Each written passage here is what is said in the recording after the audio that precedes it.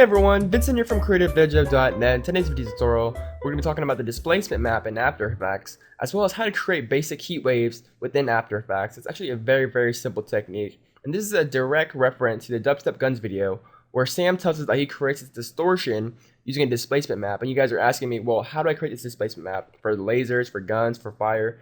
And you can actually use this thing for a myriad of things, such as the heat wave and all that stuff. So let's hop into After Effects here to see how we create this basic heat wave and how to use the displacement map in After Effects. So I'm just going to RAM preview this right here. So what we have here is pretty much a flat image. It's not footage or anything. It's just a flat footage of a desert. And I kind of enhanced this flat image by adding some movement to it, which are the heat waves right here. It's very subtle, but kind of sells the effect that it is somewhat footage. And again, you can use this for a myriad of things, such as explosions. At this shot right here, or this image right here, you kind of see the distortion of heat waves right here. So this is actually very easy. So let's hop into After Effects right now and just take a look at how to create this. Let's create a new composition right here. We're going to name this Heat Wave Comp. And go ahead and drag in your footage or your image or whatever you want into the composition. I'm going to right click, transform, and fit to comp, so our image is going to fit to the composition pretty nicely and evenly. So what we're going to do first is we're going to create a map for After Effects. So let's create a new solid, Control Command Y, and let's hit or name this map and hit OK. So now we have a blank layer right here. I'm going to drag in particular for this demonstration. You can use CC Particle World or whatever you wish. So we just have these particles emitting from a point, very simple. So let's go down to the emitter tab, and I'm going to change the emitter type from point to box. So now that our particles are going to be emitting from a box rather than a single point. And I'm just going to drag the position down, so we have our particles emitting from the bottom of the composition. And I'm also going to crank up the emitter size in X, so our particles are going to emit from a wider range in the X-axis. So right here, we just have our particles floating in the air, which is what we want essentially, but we want to make it a little bit faster. So let's go down to the Physics tab. Under Air, we're going to crank up the Win Y to -800, which is really going to push our particles up in the air. Now we're going to go back to the Particles tab, and we're going to change the color to a nice red. And you'll see why in a second. We're also going to crank up the size randomness, and opacity randomness, as well as the basic sphere feather. So we have to have this nice kind of soft sphere. So now we're going to pre-compose this because After Effects doesn't read effects applied on layers as maps. So we're going to layer, pre-compose, and we're going to name this map Heat Map.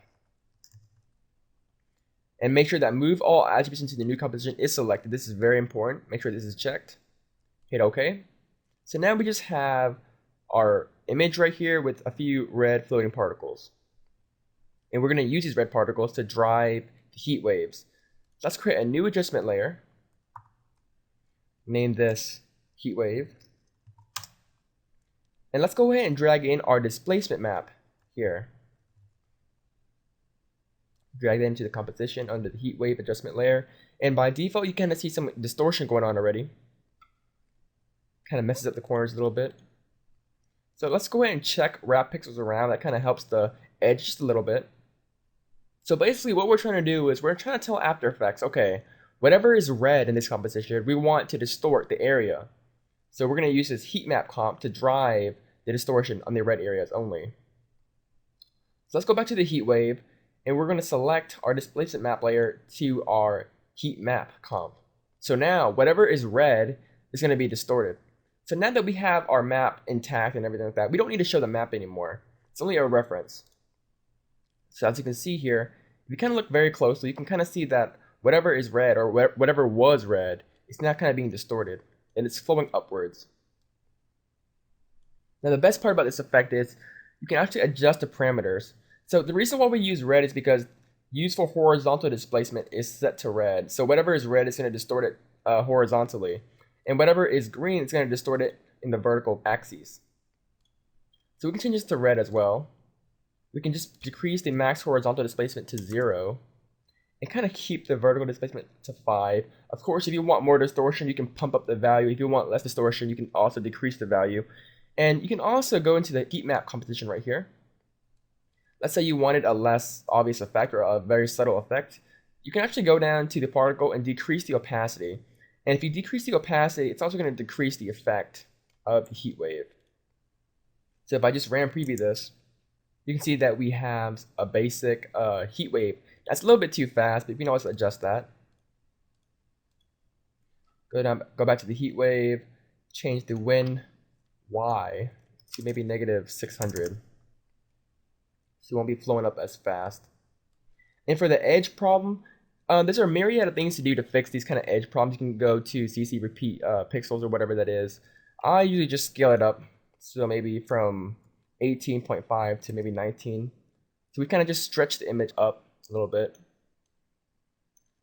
So kind of hide these kind of gaps right here. Or we can repeat edge pixels. But essentially, that's pretty much it. That's how you create the basic heat waves in After Effects. Now, in reference to the Dubstep Guns video on the distortion map or displacement map, what you would do to achieve the distortion for the lasers is you would have to, well, first of all, finish all your lasers first. And then once you're done with all your laser effects, you want to pre-compose all the lasers, make it red so we can drive the distortion, create a new adjustment layer, and distort just the red areas. So essentially what you have is a red laser, a red finalized laser. You're going to distort it. You can hide the red layer and then just slap on the regular, your purple laser, your blue laser, and all that stuff. So you have some distortion, displacement, as well as your finalized trap code form lasers. So pretty neat effect. You can use this for fire, lasers, gunshots, heat waves, whatever you want. Pretty simple effect, really quick tutorial. Thanks for watching, guys. Don't forget to check out creativeledger.net for more video tutorials, help, and support. Thanks for watching, guys. Leave your comments down below, and I'll see you guys next time.